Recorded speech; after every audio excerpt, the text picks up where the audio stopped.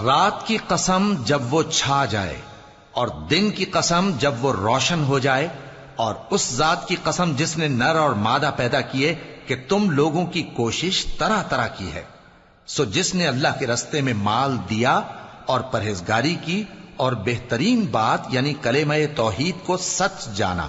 تو اس کو ہم آسان طریقے کی توفیق دیں گے، اور جس نے بخل کیا اور بے پرواہ بنا رہا اور بہترین بات کو جھوٹ سمجھا،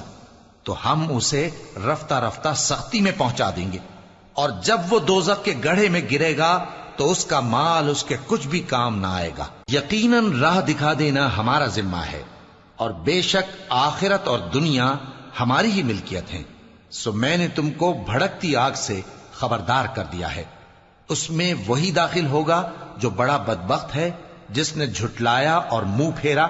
اور جو بڑا پرہیزگار ہے وہ اس سے